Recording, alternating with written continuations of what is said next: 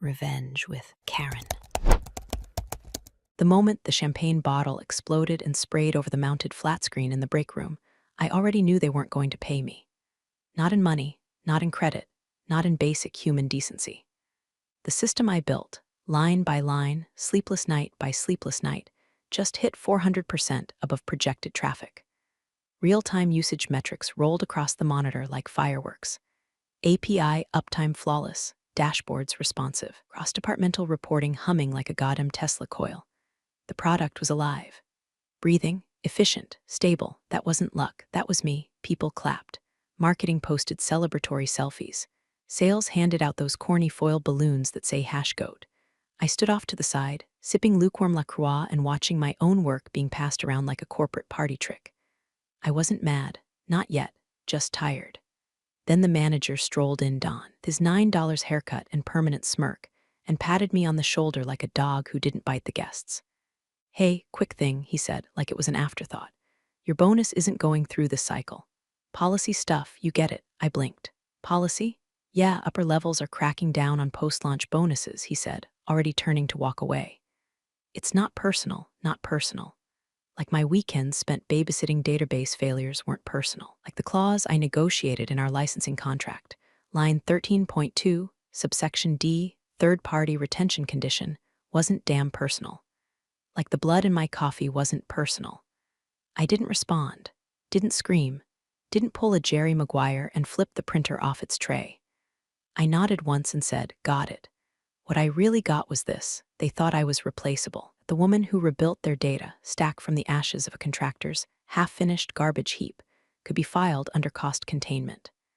That policy was an acceptable insult to someone who literally negotiated the terms of legal use for the company's analytics vendor. That I wouldn't notice the way Don flinched when he said it. That I'd just keep showing up, smiling, like a cog in the machine that I built. I walked back to my desk. Noise of the room dimmed like someone turned down the treble on reality. My inbox was full of congrats. And can you hop on a quick call? Requests. Everyone wanted something: metrics, charts, proof the system was real and not just smoke and mirrors. I gave them what they wanted. No edge in my voice, no delay in delivery. But something inside me clicked into place. Not rage, not revenge, not yet. Just a calm, clinical understanding. They were now using a system whose legal operating status was tied to one line in a contract that no one but me had bothered to read.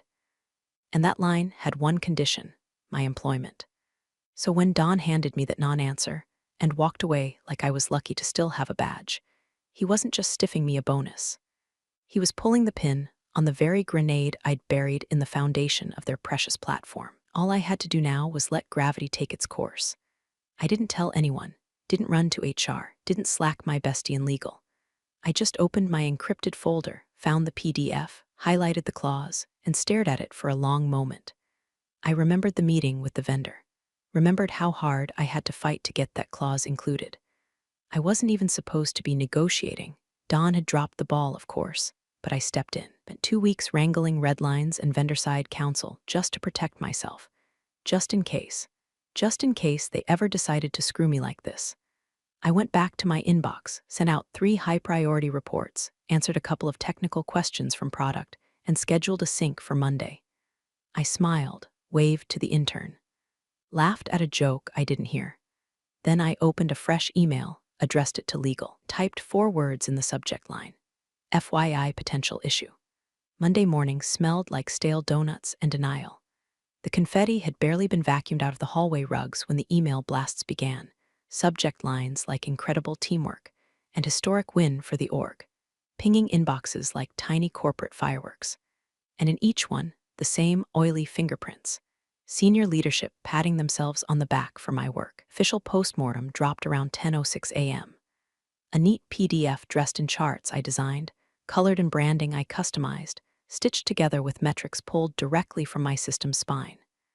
There was a 2-page summary of the architecture, written in third person like it was discovered in a field instead of engineered over 2 years of unpaid weekends. And nowhere did it say my name. The authors, product lead, VP of Ops, and Don. Fucking Don. The man who once asked me if Python was the snake one had signed off on a technical overview that included phrases I wrote verbatim in Slack 6 weeks ago. My name was gone. My contributions reduced to vague references about cross-functional input. I wasn't a person. I was a bullet point. I didn't say a word. No passive-aggressive emoji reactions. No just looping myself in here replies. Opened a new local folder and labeled it simply, Insurance. In it, I started dragging copies, Slack threads, design drafts, version histories, architecture diagrams with timestamps. Not in anger, in preparation. A war doesn't start with a cannon blast. It starts with someone quietly sharpening a knife. By noon, the murmurs started. One of the dev ops guys asked if anyone had cleared the final vendor clauses with legal before the system went live. Some weird stuff in Appendix D, he said casually, sipping from a world's okayest engineer mug. I kept my eyes on my screen, cleaning up post-launch cash reports. A project manager replied, "Legal probably skimmed it, right?"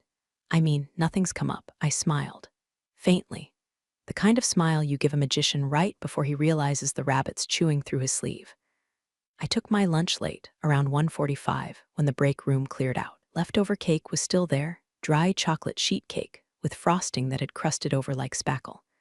Someone had written success in red icing across the top. The U looked like it had been drawn by a toddler mid-tantrum. Appropriate. I sat by the window, not hungry, just absorbing, watching. HR walked by laughing with someone from sales. Product was already talking Q4 goals like we hadn't just survived a firestorm. Don strutted by with his coffee, talking loudly on Bluetooth about centralizing insights. He didn't look at me. He wouldn't. I wasn't supposed to exist outside the code, and yet, that afternoon I pulled up the license again.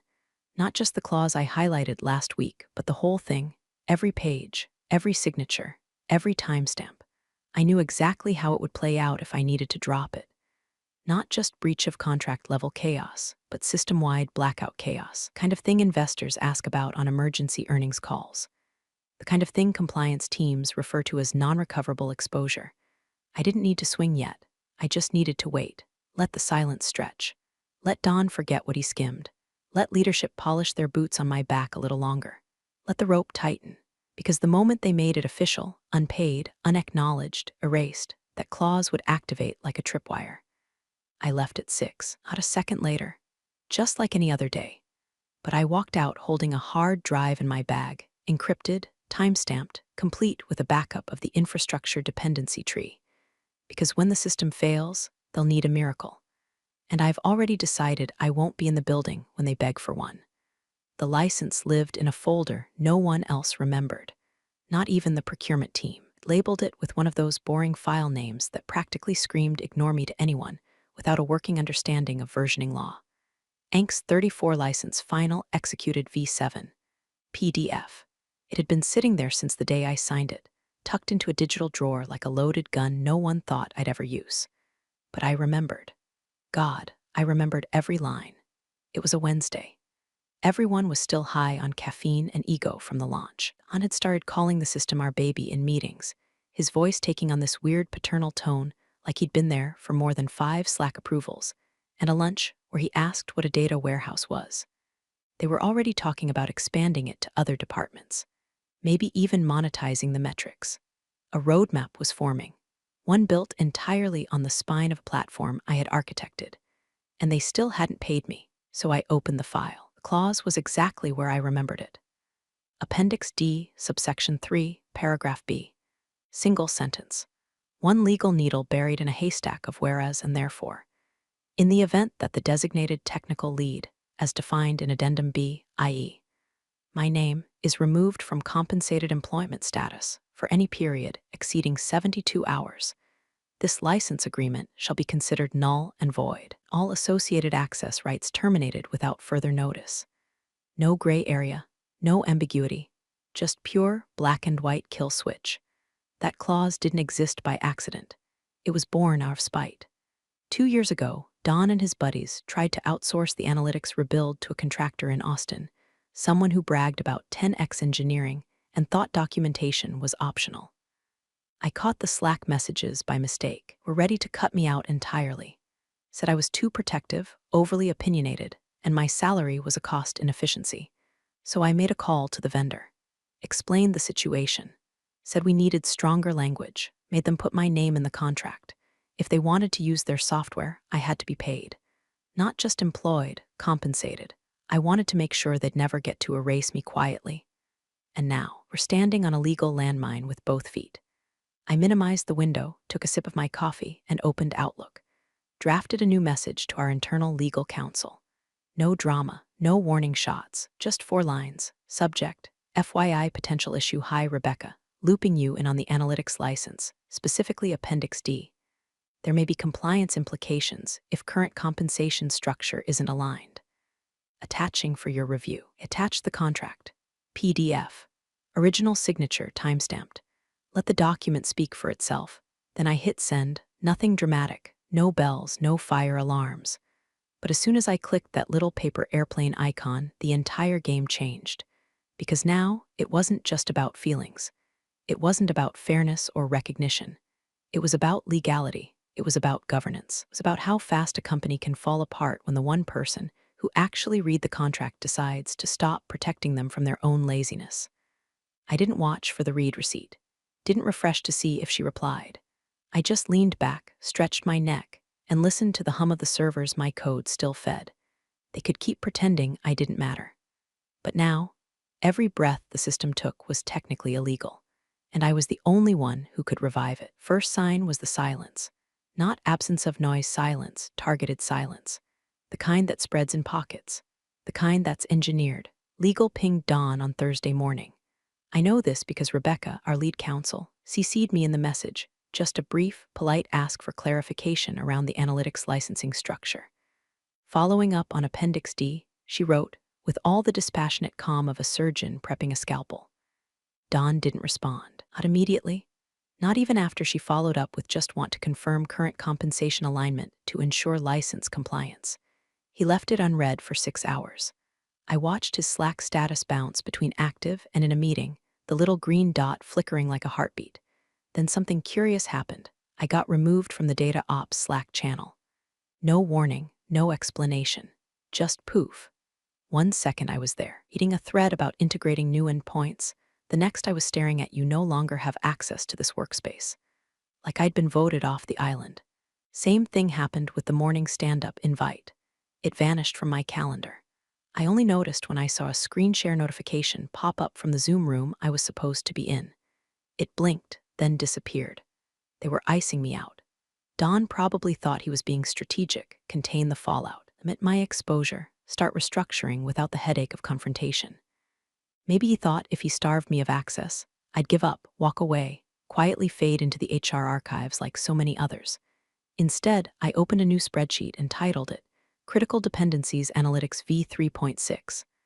I started listing everything, daily sales dashboards, powered by my pipeline. Customer churn reports for the board, my Python scripts, real-time ops monitoring, runs through my Kafka streams, forecasting tools for the CFO's quarterly call, pulled from the models I deployed, data warehouse transformations, scheduled with the cron jobs I handcrafted during a blizzard last February while Dawn was WFH with spotty Wi-Fi. By lunchtime, I had 43 systems linked to my codebase. By end of day, 68. By midnight, 92. Each one got its own line. Each one had a short description, timestamp, owner, and failure condition. I added a final column, breakpoint without license. Spoiler, most of them would collapse within 72 hours of a vendor audit. Don's gamble wasn't just arrogant, it was suicidal. And still, no reply from him. No response to legal, no course correction. Just silence and soft isolation. They were betting I'd go quietly, that I didn't have receipts, that I wasn't vindictive enough, or powerful enough, or legally insulated enough to pull the trigger. What they didn't realize is I built the damn trigger. I installed the wiring. I wrote the clause. I didn't need to yell, didn't need to storm into a conference room with a folder and a grudge. All I had to do was wait. I spent Friday morning exporting backup logs, storing dependency maps, and encrypting everything under a secure key stored on an offline drive. I didn't want revenge. I wanted evidence. If they came groveling, I wanted the power to say no. If they came attacking, I wanted to gut them in 3 clicks. The fire hadn't reached them yet, but the smoke was coming through the vents. The meeting wasn't on anyone's calendar. No subject line, no prep doc, no Slack pings. Just a string of quiet shoulder taps from legal, Rebecca pulling a handful of names into conference room C like she was assembling a jury before a sentencing. Inside, Dawn, red-faced and bored. Someone from HR chewing gum like she was at a high school pep rally. A finance analyst fresh out of grad school who looked like he'd rather be anywhere else. Rebecca sat at the end, laptop open, fingers steepled like she was praying or about to sentence someone to hell. I wasn't invited, of course not, but I didn't need to be, because I already knew what file was open on her screen. The clause, Appendix D, the noose. Rebecca had been digging, kind of digging only lawyers with good instincts and bad sleep schedules do. She'd read the contract, actually read it. Understood what Dawn hadn't, that the license wasn't just a formality. It was a living contract, a heartbeat agreement. And the heart, that was me. She started calmly. I want to verify something, she said, her voice low, like a bomb technician talking through a wire snip. Is my name currently being compensated in accordance with her employment agreement? HR spoke first, like it was a softball question. Yes, of course. She's active, hasn't been terminated. Rebecca didn't flinch. That wasn't the question. Has she been paid? A pause. Finance flipped through a spreadsheet, frowning. Her Q2 performance bonus is still under review. I don't see a disbursement yet. Dawn jumped in too fast. Eager, we're still evaluating performance metrics tied to the rollout. I mean, the team did great, obviously, but there's some policy-level stuff around post-launch incentive triggers that Rebecca held up a hand. Slow, surgical. Then she closed the laptop. Not slammed, not passive-aggressive, just a quiet, final closing, like a lid on a coffin. She looked at them, really looked at them, and said, if she's unpaid, we're in breach. HR blinked. Of what? Becca pointed to the laptop, now shut. Clause 13.2, subsection D. The license agreement that gives us legal access to 97% of our analytics infrastructure.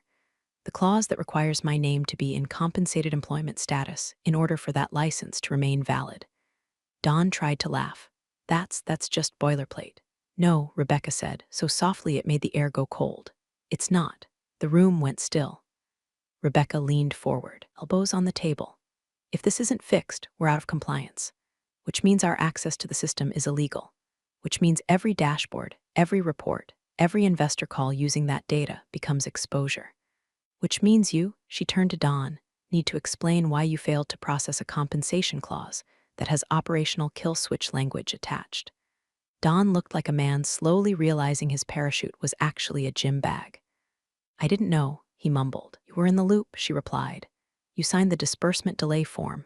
You authorized the review freeze. The finance kid cleared his throat. We thought it was standard.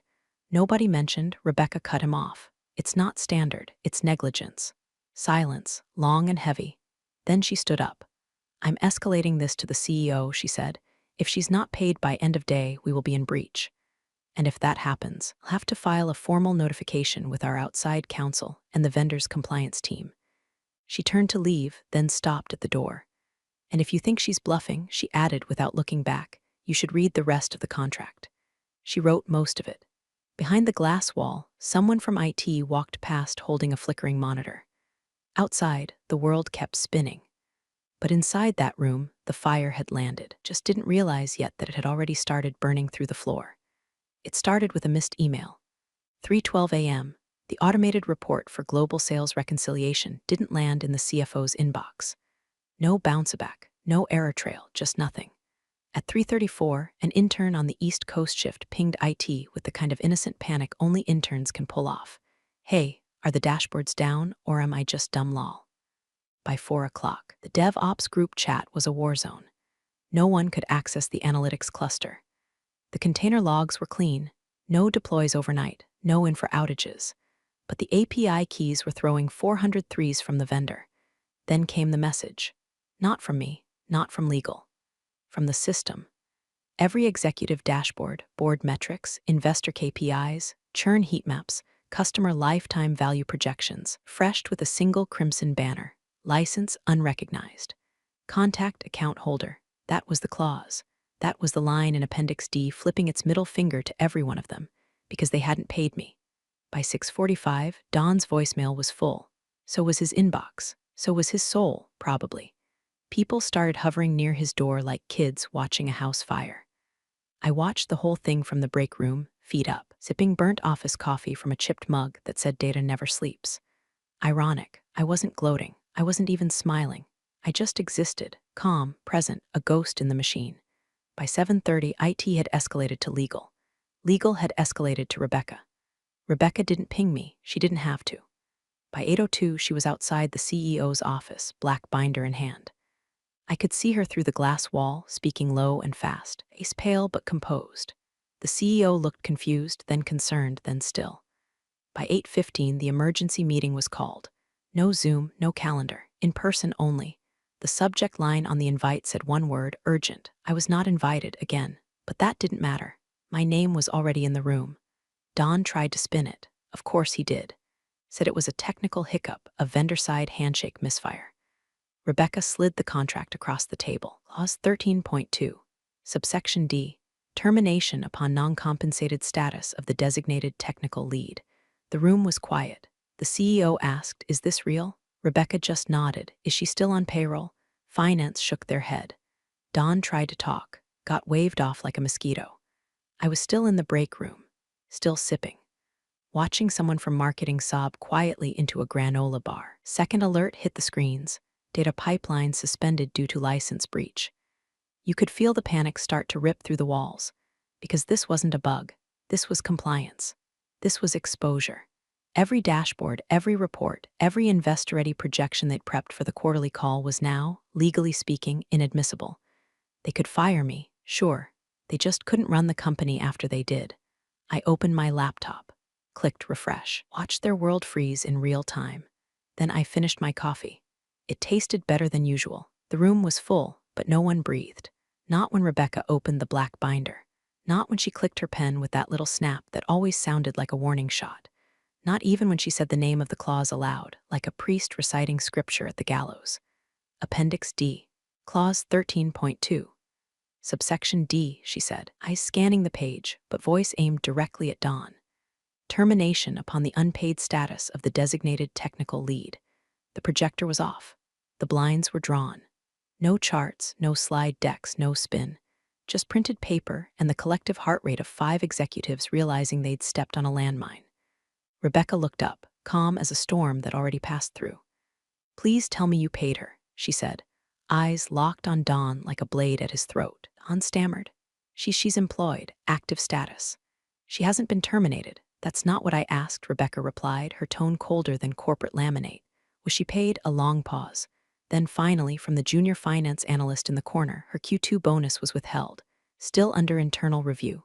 Rebecca blinked once, closed the binder with surgical precision, then flipped it back open to a new page, highlighted, underlined, notarized. Then, she said, "Oi, steady, you better call your investors." Silence detonated in the room. The CFO visibly paled. The VP of sales started rubbing his temples like he could physically squeeze the consequences out. The CEO didn't move, didn't blink, just stared at the paper like it might catch fire on its own. Don opened his mouth again, tried to laugh. "Come on, this is just exaggerated legalese, right? These kinds of clauses are rarely enforced." Rebecca cut in. "Enforceable." The vendor confirmed it. "I contacted their compliance lead this morning. They cross-referenced her employment status with their database access logs. If she's unpaid, we are operating without a license." He tried again. "There's got to be a grace period." "There's not," she said, flipping to another page. 72 hours. That window expired last night at 11:43 p.m. Another silence. This one darker. Rebecca stood, adjusted her blazer, looked at the CEO, not Don. "I strongly recommend we issue retroactive compensation immediately and prepare a disclosure for the board and our investors. The breach affects not just operations, but every downstream report built from that pipeline." The CEO exhaled hard through his nose. "Is there a fix?" Rebecca didn't answer right away. She just stared at him, then said, "You had one. You decided her bonus wasn't worth the policy exception." Don was now visibly sweating. His hand trembled slightly as he reached for his water bottle. I didn't know," he muttered. "No one told me the clause was real." "You signed the contract," Rebecca replied, already turning toward the door. And she flagged it, in writing, twice.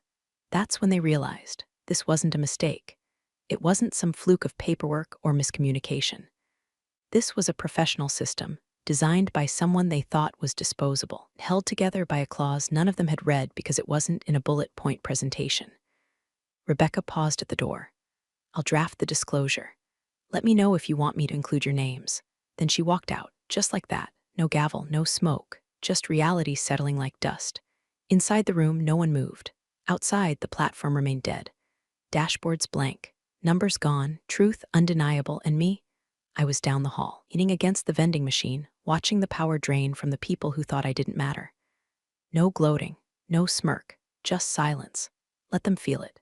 By noon, the building had the quiet hum of a funeral home. Phones still rang, but nobody answered. The Slack channels were graveyards of confused questions and radio silence. The CEO's assistant power walked past my desk 3 times in 15 minutes, carrying a laptop and what looked like a half-eaten banana, uttering oh God," like it was a prayer. The implosion had begun. Investor dashboards, inaccessible. Customer churn analytics, gone. Forecasting reports, pulling data so stale it still referenced a discontinued product line. People were rebooting routers like it would resurrect the system. Marketing blamed IT. IT blamed the vendor. The vendor sent back a single, brutal line in an email. Your license is invalid due to breach. Please contact your designated account lead for reinstatement. The account lead was me. I wasn't watching the chaos with popcorn. I was working on something else, cleaning up some side scripts for a freelance contract I had lined up. They'd be paying me in crypto and respect, already a better deal than what this place offered. Around 12:40 p.m., a junior staffer from HR, a kid named Tyler with fear in his eyes and deodorant stains down both armpits, walked over holding a printed form like it was a hostage note. "Hey, Don was wondering if maybe you could help us draft some, like, transition documentation," he asked, voice cracking mid-sentence. I looked up, blinked once. "You mean documentation for a system I can't legally access anymore?" I asked. Tyler turned red. "Well, yeah, but just like, so the team can keep things moving." I took a slow sip of my tea, then said evenly, "Don, I'm not available. And next time, don't send someone who doesn't understand what the word breach means." He nodded too fast, like his head was trying to escape the room before the rest of him. He shuffled off without a word. I went back to my terminal and quietly deleted my personal credentials from every sandbox instance. Not in malice, just in closure. Meanwhile, HR made their move. They tried to process a backdated bonus, not even subtle about it. The timestamp on the payroll adjustment showed as 11:04 a.m., hours after the final deadline from the clause. The payment was labeled manual adjustment discretionary. They thought they could slap a Band-Aid on a bullet wound and call it compliance. Rebecca wasn't having it. She sent a company-wide email, short, brutal, bulletproof, to all leadership. Retroactive compensation does not resolve breach status per contract clause 13.2d. Timestamp payment logs confirm violation. The platform remains unlicensed. Disclosure to vendor and investors will proceed. There it was, in black and white, from legal, no sugar, no spin. And still, Don tried to blame internal miscommunication. I overheard him in the hallway later, telling someone from finance that maybe she could have just come to me directly instead of escalating through legal. Like I hadn't. Twice. Like I hadn't sent that first email marked FYI potential issue. The stupidity wasn't surprising. What shocked me was how committed they were to it. They had a flaming meteor headed for their quarterly report, and their plan was to hand me a Word doc template and hope I'd play ball. But I wasn't playing anymore. I wasn't even on the field. I walked past the conference room at 2 p.m. Inside, panic, 4 people on a call, one crying, one pacing. Don gesturing wildly at a spreadsheet that was nothing but #ref. Errors. I didn't slow down, didn't look in. Just smiled faintly at the vending machine as I passed. Twix was out, still more reliable than their leadership. The call came at 6:42 p.m., just as I was pouring myself a glass of wine and feeding the cat. My phone lit up with a number I didn't recognize, direct dial, no caller ID mask, no assistant buffer. That meant one thing. I answered with one word, yes. There was a pause, long enough to hear his breath catch. Then, what will it take? No greeting, no introduction. Just gravel in the throat and desperation wrapped in a necktie. It was the CEO, not his proxy, not his EA, not some groveling PR script. Him. I walked to my desk, sat down, and opened the folder labeled "They're Going to Beg." Inside, a PDF, drafted by my attorney, titled, "Reinstatement and Buyout Proposal Executed Upon License Breach." We'd prepared it 2 weeks ago, before launch, before Don got cute. before HR thought policy was more important than person. I didn't respond right away. Let the silence stretch like piano wire, and I clicked forward. The subject line read, "Your offer window 24 hours." The document contained 3 bullet points. Immediate wire transfer of unpaid compensation, plus 40% breach penalty buyout of license clause for mid-six figures, executed through outside counsel written statement, acknowledging contribution. To be read at the next company-wide all-hands. I heard him open it.